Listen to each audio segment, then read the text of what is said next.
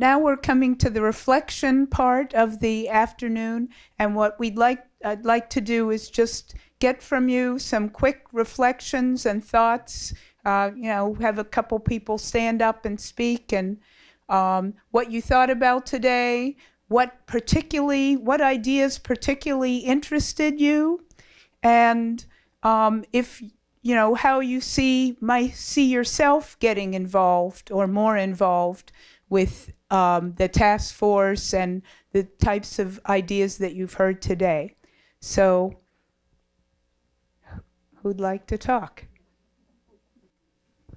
Okay, one thing I would like to say is that when I look around the room, there are a lot of older people, and I would like to challenge everyone that's over a certain age to please do what my husband and I did. And many things that I do, one of them is I'm a dog wrangler, and I walk with my dog pack every day. And we rustled up Nick while he was walking his dog, Nick, whichever. And I believe he's been a valuable contribution to the renewable energy. And I think that we're all about sustainability, and if we're going to continue this into the future, we need to wrangle somebody who's younger than us and mentor them and get them involved. This is their future. And the speakers that have spoken, they're young. They have, the right ideas. It's their future.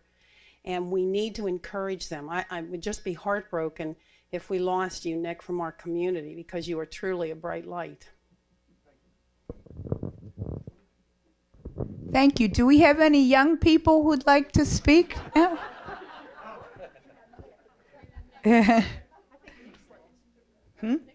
Nick, okay, great. I am not very young, but I agree completely. Being from Indiana, it is hard to stay here, and when you're trying to start a life, and when you're trying to purchase property and find gainful employment, meaningful work, it is difficult. But I really do believe that if the people that are here work together and continue working together, that it'll be a lot easier for those people that I went to school with to stay here, like the future generations. And we have some talented students in this community, and if we could just hold on to them, whether they're high schoolers or whether they're college graduates, that is a real asset in my opinion, because there are some really talented people. And yeah, thank you.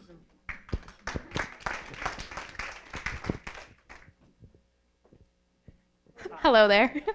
My name is Molly. I'm actually from Blairsville, so I would be one of those local young people. I've gone to a couple different sustainability summits. Oh, not summits, but workshops.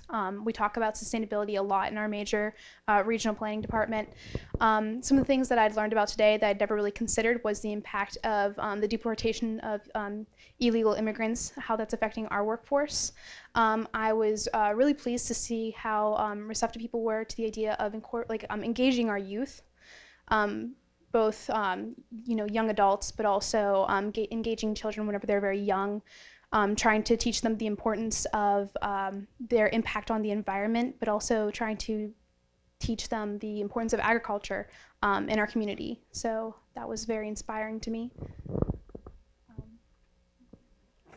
If I can say something here, I want to bring it back to planning and the Office of Planning and Development. You heard from Byron earlier today about how this particular document that's been created will augment an overall economic development strategy here in Indiana County, a more traditional economic development strategy, but that this is going to be a crucial piece of that. But moreover, just from a community planning and long-range planning perspective, I had a tough time with coming up, at the end of this event, what's going to happen next? How's it going to be actionable? In planning, we always talk about plans sitting on a shelf and nothing happening. And second to that, officially the county commissioners, they did charge this task force with coming up with a document. And they met several months. And then they're here today, they present the document. And it's in a final draft form. And their objective is complete. The question is, where does it go from here? Now, one thing that's encouraging that I do realize is that in 2012, the Indiana County Comprehensive Plan was adopted by the county commissioners, and that's a more long-range planning document that looks at all aspects of community and life here in Indiana County. And the overhauling principle and objective of that was thriving economically while maintaining our small town life and rural character. And I think that today a lot of the things that we heard provide opportunities to advance that mission.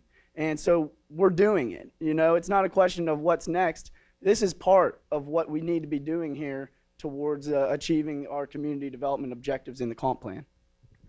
So I'm Tina Perdue. What I learned today is, I guess, more reinforced is how interconnected the issues are, which can sound really daunting. But on the other hand, the solutions are also interconnected and can leverage with each other. And so that gives me a whole lot of hope. And I also, I was hearing some really important, really doable steps, like the solar neighbors, coming to Indiana County, which would be awesome. I saw them a few years ago and was like, yes, come here.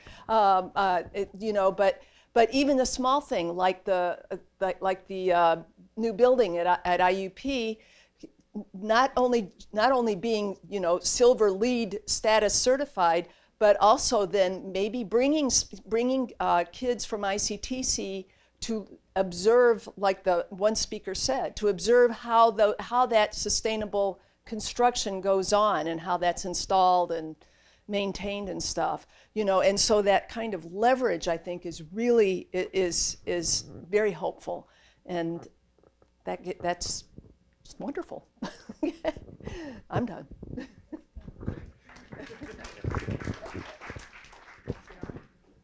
Is it on? Okay.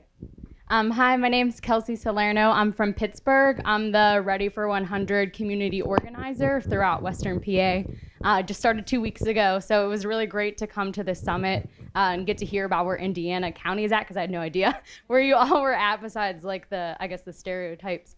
But it was really great to come, like the cold thing. But it was really great to come and hear things, because it's so many meetings. It's just really, oh, we have all these issues, but what I got from this was all of the hope and the resiliency, and I got to meet people who want to stay here in the community, and I got to really hear from community members about how they feel and how passionate they are about staying here and taking care of their community and moving it forward. So it was like really great to hear like that everyone is doing that. And I also learned, like, the piece of information that I really took was in talking to folks from different communities that, that I'm not from, and about job training. And it's not just about job training, it's about having jobs here. So that was something, a tangible piece of information that I want to use. So, but yeah, thank you for having me.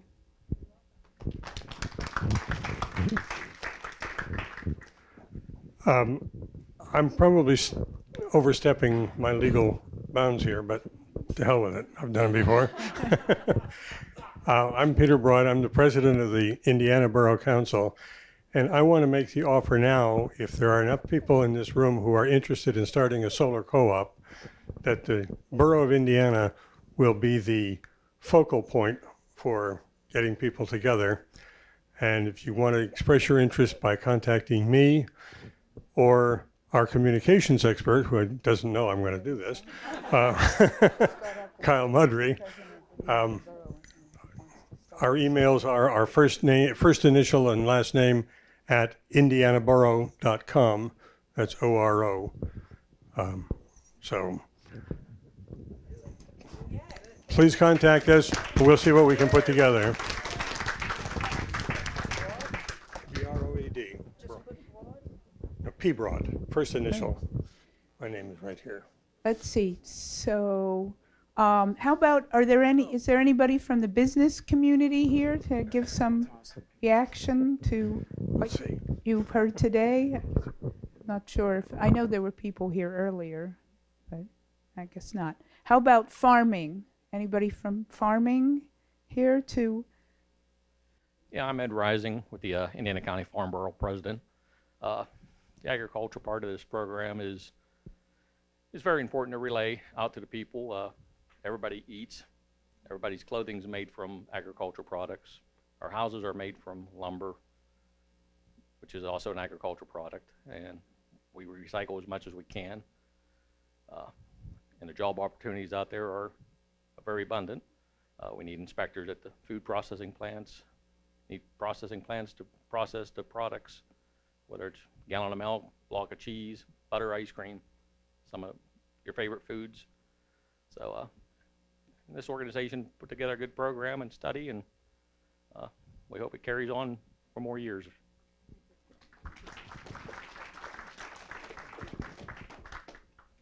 My name's Tony Palamon. I run the Small Business Development Center over at the university. We work with people to start and expand businesses.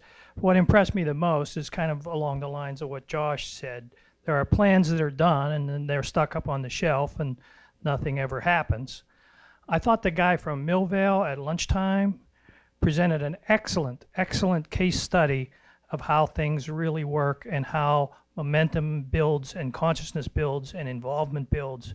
And he just said, you know, you start small and you do something. He said a lot of other things, but I think that's what's needed to make this go forward. There's a lot of energy, intelligence, commitment in this room, but sometimes people don't, what am I going to do with that, you know? Small projects start, we'll build that consciousness, and this was a great program, and that's what I say.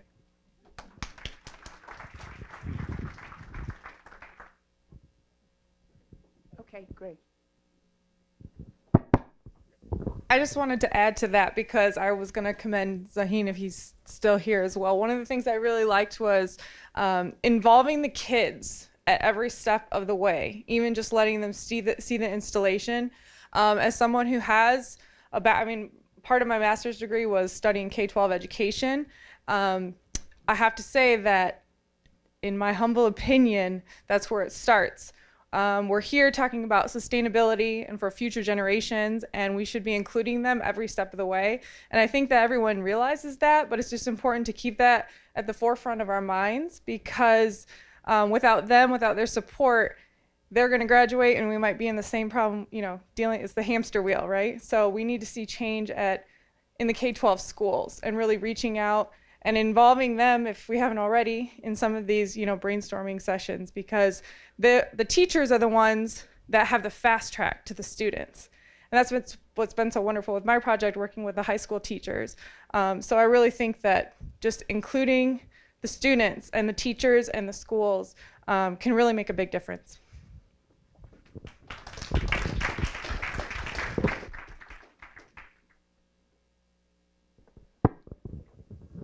I'm Kate Geiger, and I'm the Public Library Director. And I just wanted to call attention to how Millvale, I was really thrilled with his presentation, but how Millvale, who didn't have a library, put a library in place and used their library for community education and for communicating, a lot of organizing. And this is what libraries do. That is our mission and our goal, is to support communities. And so whether it's workforce development or working with the children, we're working on a makerspace. We're doing those things. And I just wanted to let you know that I was really thrilled that he called attention to what libraries can do. And so we're here for you, and we still are. So if you could think of us in your planning and reaching the next generations and all of those things that libraries have done consistently. So thanks. So it seemed like the programs they were using could decrease the energy costs in the buildings. Is that something that could also be applied in Indiana County for, say, municipal buildings? And we're having extreme heating problems in older structures, to just at least work out like a path to something that can fix that problem, because we've missed a couple of days of school. Mm-hmm. And then schools in the area have also had mold issues, which are related to the increasing heat and water. So I feel like an automated program would be really useful. Funny you should mention that, because one of the things we were just talking about is I think IUP is a great partner. So one of the things we do at CMU is we partner with the mayor's office. So a lot of the programs you see, it was us partnered with the mayor's office in Philly and in Pittsburgh. And so those example buildings that I showed were city buildings. So the city didn't have the funding to hire professional auditors. I'm a teacher. I can teach a class on how to use this program. No, it didn't cost the city any money because the students did it for a grade instead of money. All those drive-bys, all that analysis I was talking about, they did it for a grade. So it's a way to help the municipality with their goals by costing the municipality $0. And the students love doing it because they get a grade. And then they put it on their resume, hey, I took this class, but it's real work experience, and they've, like, the ones who take my class get jobs from it. And so using these, you could partner with the university, they could have a class, and they learn to use the program, and they learn to use the program on city buildings, and then help make the recommendations. So I had my students go to the mayor's office and actually present to their sustainability people how they thought the buildings could be retrofitted, what their recommendations were. They did return on investment calculations. They pitched all of those things to the city. So and they put a full report together for a grade. Yeah. So, and it's all free for the municipality. And we're doing a similar thing for a couple of public schools. We're doing assessments to help them. We actually did have this conversation at Sidebar before he asked. I don't know whether he heard. Maybe this is a transition to your conclusion, Commissioner, but in looking at this report and hearing the comments from the planning folks just a moment ago, I am struck that perhaps the next step actually ought to be referring these recommendations, these conclusions on pages 24 and 25 of the document to the planning office for their reaction prior to instituting any of the 5 steps that are there, for their perspective and perhaps suggestions as to how things might work smoothly and in an integrated fashion. So if that transitions to you, Commissioner, fine. If it doesn't, that's okay too, of course. And one other thing to also just add is, because it's always how do you pay for it? If you look at those savings that you're going to make, like in schools, for example, we spend more money on energy and paying the electricity bills than we do on textbooks and computers combined. So we can think about this as not a cost issue, but finding those savings that can then be reinvested in the community to buy textbooks, to hire more teachers, to fix the building, and all not new money, but coming from those energy bill savings. Great. Well, thank you so much for everybody's feedback and contributions. Do you want? Oh, yeah. Okay.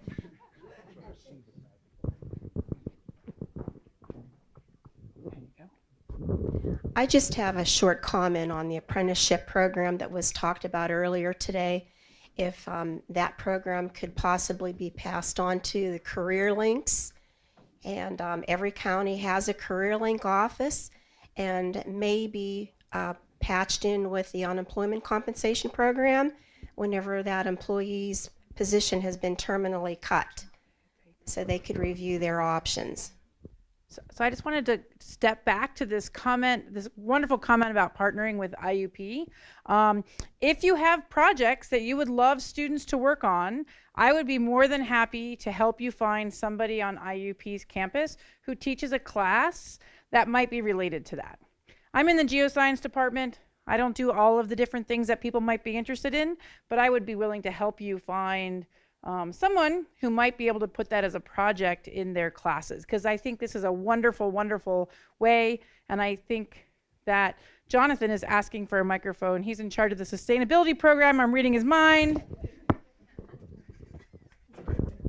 So to that end, every spring we teach a 200 level intro to sustainability course that has become sort of project-based. Dr. Brennan sort of set up the system of having the students do projects on campus or in the community to help out with sustainable initiatives. And so that's a group of people willing to work for you.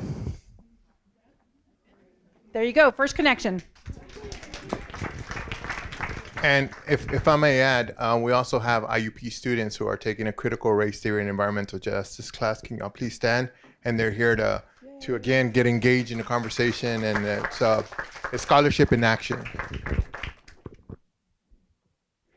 Well, thank you. This has been great, and it shows what ingenuity and collaboration and a mix of citizens and experts can do together.